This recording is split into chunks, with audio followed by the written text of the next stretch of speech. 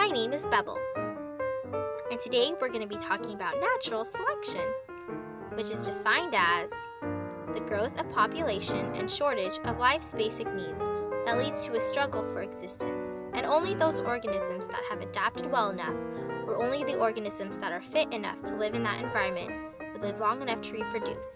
That would be the survival of the good enough. This fitness depends on how well that organism adapts to increase chance of survival. Those that do survive and are good enough to reproduce have been chosen by natural selection. The adaptations that the organisms have acquired in order to be better fit are then passed on to their offspring. So now we're going to be discussing 3 major ideas. 3 steps involved in natural selection, an organism's fitness, and an organism's adaptations. So the first major idea we're going to be discussing is the 3 steps involved in natural selection, which are variation in traits, differential reproduction, and heredity.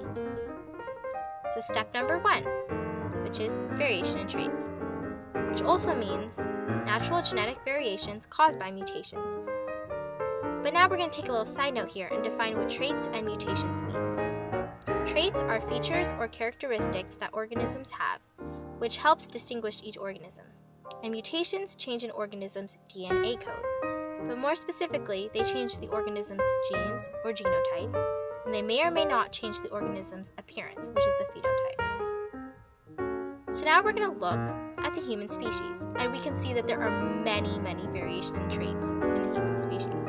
Some people may have blonde hair, some people may have brown hair, some people may be really short, some people may be really tall. Some people may have brown eyes, some people may have green eyes. So you can see these are just some variation in traits, and there are many more in the human species. The second step is differential reproduction, which means that not all that are born survive long enough to reproduce. So let's say there's a daddy, there's also mommy, and they have 4 kids. Their first kid is gladly born normal. Yay! But sadly their second kid was born with a weak immune system. And their third kid was sadly born with a weak heart. But gladly their 4th kid was born normal. Sadly, the kid with a weak immune system and the kid with a weak heart, they died at a very young age due to their differential reproduction. So that means they haven't lived long enough to survive and reproduce. But gladly, the other 2 lived long enough to reproduce and have their own kids. So this explains differential reproduction. We're going to discuss step number 3 now, heredity, which means traits are passed down, or also known as descent with modification. So we have a mommy and a daddy, and their first kid was born with blue eyes and yellow hair. Yellow hair came from the mommy, and the blue eyes came from the daddy. The traits are passed down. Second kid was born with brown hair and green eyes. Green eyes from the mommy, brown hair from the daddy. Traits are passed down.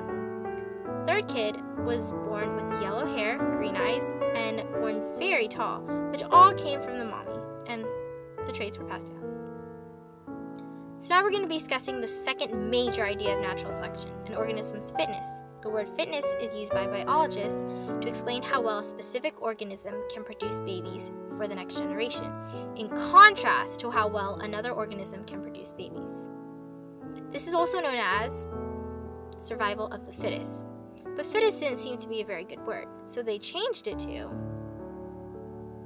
survival of the good enough. So let's say we have a green ladybug, and we also have a red ladybug. However, the green ladybug produces more offspring for the future than the red ladybug. Therefore, we can say that the green ladybug must have a higher fitness. Now we will move on to our third major idea, an organism's adaptations. And an adaptation is a characteristic an organism has, and it is widespread throughout the population of a species due to the fact that it helps the organisms to survive.